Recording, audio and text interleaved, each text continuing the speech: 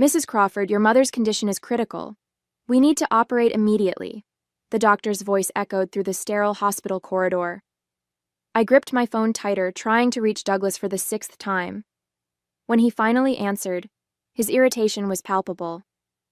What is it now, Virginia? I'm in an important meeting, he snapped, the familiar coldness in his voice making my stomach clench.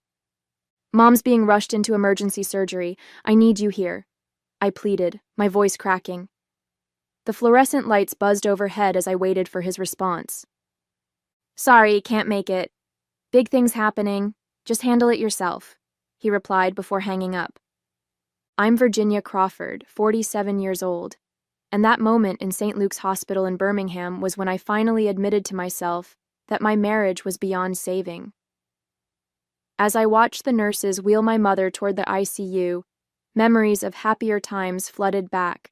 Summer afternoons in our family's Victorian estate, the scent of mother's roses wafting through open windows, father's warm laughter echoing through the ornate halls. That estate had been in our family for 4 generations. After father passed 3 years ago, mother and I inherited it together. The old house meant everything to us. Every creaking floorboard, every intricate molding told our family's story. Douglas used to understand that, or at least I thought he did. When we first married 15 years ago, he would spend weekends helping mother tend to her beloved garden. But somewhere along the way, my husband's heart turned as cold as marble. As I sat in the ICU waiting room, my phone buzzed with a text from Douglas. Secured my future. Just sold the estate. Leaving for Brazil tonight with someone who actually makes me happy. Goodbye. A strange calm washed over me as I read his message. What Douglas didn't know was that I had been watching his every move for months. My private investigator had kept me well informed of his schemes, including his affair with his young secretary and their plans to flee the country. I typed back a single word. Fascinating. Looking at my mother's fragile form through the ICU window, I felt a fierce determination rise within me. Douglas had no idea what was coming. Sometimes the best revenge is letting someone walk straight into the trap they set for themselves. Douglas wasn't always this way. When we first met at a charity gala in Birmingham 15 years ago, he was different, kind, ambitious, and genuinely caring. He worked as a junior partner at a law firm then, and his eyes would light up when he talked about helping his clients. I remember how he used to bring coffee to my father during long discussions about estate management, eager to learn and understand our family's legacy. The Victorian estate had been more than just a home to us. Built in 1887 by my great-grandfather, it stood as a testament to our family's history. Every Christmas, every celebration, every quiet Sunday afternoon was spent within those walls. I can still picture my grandmother sitting in her favorite corner of the library, telling me stories about the generations before us. Family isn't just about blood, Virginia, she would say, her eyes twinkling with wisdom. It's about trust and protecting what matters most. The changes in Douglas were subtle at first. About 5 years ago, he started spending more time at the office, coming home later and later. When my father passed away 3 years ago, something shifted in him completely. He began questioning every financial decision I made, insisting on having more control over the estate's affairs. I noticed small things missing from the house: antique pieces, family jewelry, items he claimed were just being appraised. 2 months ago, I found receipts for a luxury condo in Rio de Janeiro in his email. That's when I hired Juliana, the private investigator. Your husband's been meeting with various potential buyers, she reported last week. He's been showing them forged documents claiming full ownership of the estate. The irony of it all would have made me laugh if it weren't so painful. Douglas had spent years trying to gain control of the estate, not knowing that my grandmother had placed it in an irrevocable trust long before he entered our lives. She had seen similar situations unfold in other wealthy families and had taken steps to protect our legacy. My phone buzzed again with another message from Douglas. You'll thank me when you see how much I got for that old house. Time to move on. I tucked the phone away, my hand finding comfort in the worn leather of my grandmother's diary and my purse. Inside lay the truth that would soon shatter Douglas's plans completely. The ICU waiting room felt colder as night fell. My mother's surgery was taking longer than expected, and my nerves were fraying. That's when Juliana, my private investigator, called with news that made my blood run cold. "Virginia, I have something you need to see right away," she said, her voice urgent. "Can you check your email?" I opened the attachment she sent and my hands started shaking. There were dozens of photos. Douglas at expensive restaurants with his young secretary, Angela, shopping for jewelry at Tiffany's, and visiting high-end real estate offices. But what made my stomach lurch were the documents clearly visible in some of the photos. "He's been systematically emptying your personal accounts for months," Juliana explained. "The estate sale is just the final piece. He's already transferred most of your liquid assets to offshore accounts." I pulled up my banking app, and sure enough, my personal account showed a balance of just $842. The joint account we shared was completely empty. Tears stung my eyes as I realized he'd been planning this for months, maybe years. My phone buzzed with another text from Douglas. "By the way, I took care of those dusty old photo albums in the library. Nobody needs that sentimental junk anymore. The buyers want the house empty by next week." The photo albums. My mother's precious memories, generations of our family history. I felt physically ill. The security camera feed from the estate popped up on my phone, showing Douglas and Angela loading boxes into his car. They were laughing, champagne glasses in hand, celebrating in our family home while my mother fought for her life in surgery. "Virginia," Juliana's voice brought me back to reality. "There's more. He's booked 2 first-class tickets to Rio de Janeiro for tonight. And he's been recording your phone calls with the hospital. He wanted to make sure your mother was too ill to interfere with the sale." The full weight of his betrayal crashed over me. He hadn't just been stealing our money. He'd been waiting for my mother to be at her most vulnerable. He'd timed everything perfectly, thinking I would be too distraught about my mother to notice what he was doing. The doctor appeared in the doorway just then. "Mrs. Crawford, your mother is stable. The surgery was successful, but she'll need extensive care during recovery." I clutched my grandmother's diary tighter, feeling the hidden documents inside that would be Douglas's undoing. He thought he had planned everything perfectly, but he had no idea what was coming. Sometimes the best revenge isn't just about winning. It's about letting your enemy lose everything on their own terms. "Mr. Reynolds, this is Virginia Crawford. I understand you're the buyer Douglas arranged for our estate?" My voice was steady, masking the anger churning inside me. "Ah, yes, Mrs. Crawford. Your husband mentioned you'd be calling to finalize the details. I must say $3.2 million is a steal for such a beautiful property." He sounded pleased with himself. "And you've already transferred the funds?" I asked, watching my mother's peaceful, sleeping face. "Yes, just this morning. Your husband was quite insistent on immediate payment. Said something about an investment opportunity in Brazil that couldn't wait." I smiled grimly. "Mr. Reynolds, I suggest you contact your bank immediately and stop that transfer. You see, Douglas doesn't actually have the authority to sell the estate." There was a long pause. "I'm sorry, what?"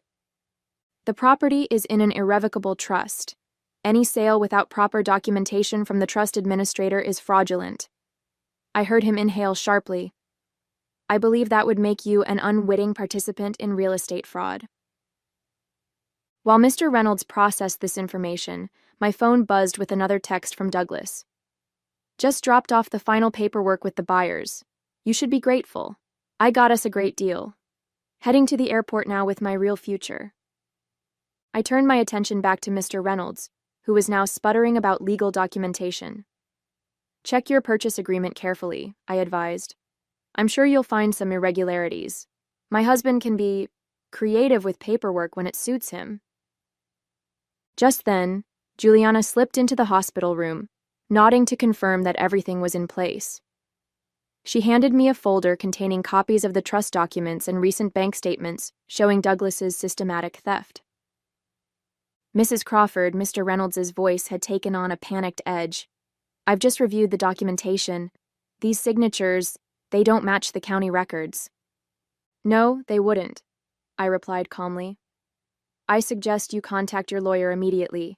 The FBI is already involved, and they'll want to speak with you about your role in this transaction." As if on cue, my phone lit up with a call from Agent Sarah Martinez, who had been building a case against Douglas for the past month. "We're in position at the airport," she reported. "Your husband just checked in for his flight to Rio with a woman matching Angela's description." "Perfect timing," I said, watching Juliana set up her laptop to monitor the security feeds. "He has no idea the trust administrator is waiting at the gate." The next text from Douglas made me shake my head. "Boarding soon. You'll never find us where we're going. Enjoy your empty life in that worthless old house." I didn't bother responding. Instead, I opened my grandmother's diary and pulled out the document that would seal Douglas's fate, the original trust agreement, with its crystal-clear provisions about property transfer and fraud prevention. Juliana looked up from her laptop with a satisfied smile. "Airport security just flagged their passports. Want to watch the show?" Juliana's laptop screen showed the airport security feed as Douglas and Angela approached the international terminal. They looked confident, almost smug, pulling their expensive matching luggage. I noticed Angela wearing my mother's sapphire necklace, a family heirloom passed down for generations. "Mrs. Crawford," Agent Martinez's voice crackled through my phone, "we've discovered something disturbing. Your husband didn't just forge documents for the estate sale. He's been running a complex scheme involving multiple properties and elderly victims." My hand gripped the hospital bed rail as she continued. "We've identified at least 6 other cases where he targeted wealthy families during medical emergencies. He would forge power of attorney documents while they were hospitalized." The revelation hit me like a physical blow. All those late nights at the office, the mysterious client meetings, he'd been perfecting his scheme for years. I thought of the other families, other homes, other lives he'd tried to destroy. "There's more," Juliana interjected, her eyes fixed on her screen. "I've traced the money trail. Angela isn't just his mistress. She's been his accomplice from the beginning. She works for a shell company that's been laundering money from these property scams." On the security feed, I watched as Douglas approached the gate.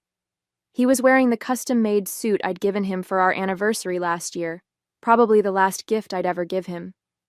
Angela clung to his arm, giggling at something he'd said. Then everything happened at once. 2 FBI agents in suits approached from one direction. The trust administrator, Mr. Harrison, emerged from the other side, flanked by airport security. Douglas's face transformed from confusion to shock to rage in seconds. "You don't understand." His voice came clearly through Juliana's audio feed. "My wife gave me permission to sell the property. I have documentation." "Forged documentation," Mr. Harrison interrupted. "The Crawford estate has been in an irrevocable trust for over 20 years. Even if your wife wanted to, she couldn't authorize its sale." I watched Douglas's face pale as he realized his mistake. But instead of surrendering, he shoved Angela toward the agents and bolted. He made it about 10 steps before security tackled him, sending my mother's antique bracelet, which I hadn't even realized was missing, skittering across the airport floor. "Virginia," Juliana's voice was urgent.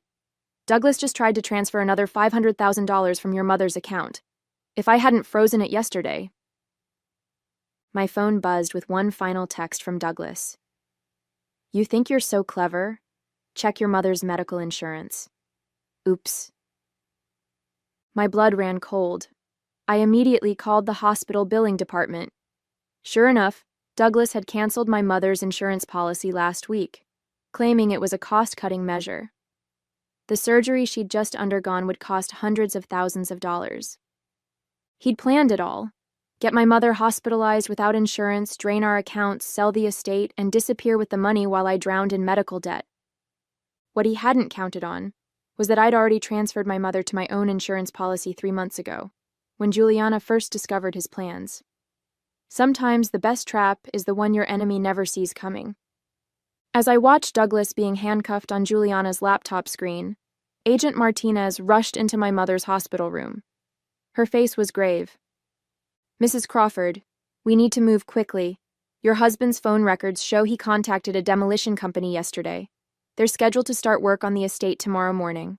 Something about the buyer wanting to clear the land immediately. My heart stopped. The estate didn't just hold our family memories. It contained evidence of Douglas's other crimes.